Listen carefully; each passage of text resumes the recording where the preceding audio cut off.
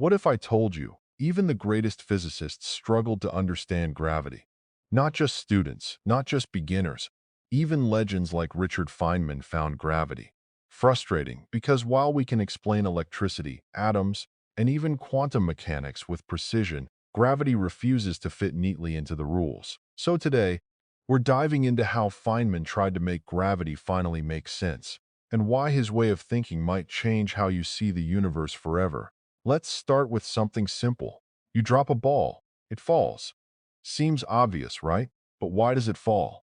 Back in the 1600s, Isaac Newton gave us an answer. Every object attracts every other object with a force called gravity. Clean. Simple, powerful, but Newton never explained how gravity actually works. How does Earth reach out and pull objects toward it? Is there an invisible rope, a hidden force field? This mystery bothered physicists for centuries. Then came Albert Einstein. Einstein completely changed the game. He said, gravity isn't a force, it's the bending of space and time itself. Imagine placing a heavy ball on a trampoline, the surface curves. Now roll a smaller ball nearby, it spirals inward. That's gravity, mass bends space. Objects follow the curve. This idea became general relativity, and it worked beautifully, predicting black holes, time dilation, even gravitational waves. But there was a problem. At very small scales, the universe behaves differently. Particles don't follow smooth curves. They jump, fluctuate, and behave unpredictably. This is the world of quantum mechanics. And here's the issue: Einstein's gravity works on large scales. Quantum mechanics works on tiny scales, but when we try to combine them, everything breaks. Gravity refuses to behave like other forces. No clean equations. No simple answers. That's where Feynman steps in. If you can't explain something simply, you don't truly understand it.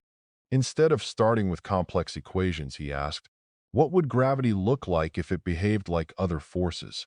For example, electromagnetism is carried by particles called photons. So Feynman wondered, could gravity also be carried by a particle?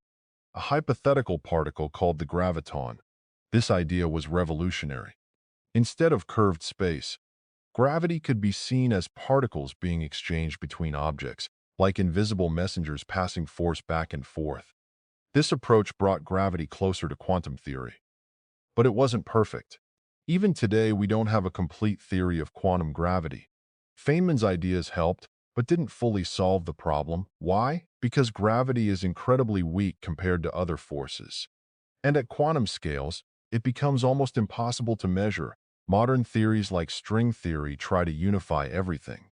But there's still no final answer. Gravity remains the biggest puzzle in physics. So did Feynman solve gravity? Not exactly. But he did something just as important. He showed us a new way to think, a way to break down complex ideas into simple, understandable pieces. And sometimes, understanding begins not with answers, but with better questions. If you enjoyed this, you're already thinking like Feynman, curious, skeptical, always asking why. Scubber for more deep ideas made simple, because the universe isn't just stranger than we imagine. It's stranger than we can imagine, and we're just getting started.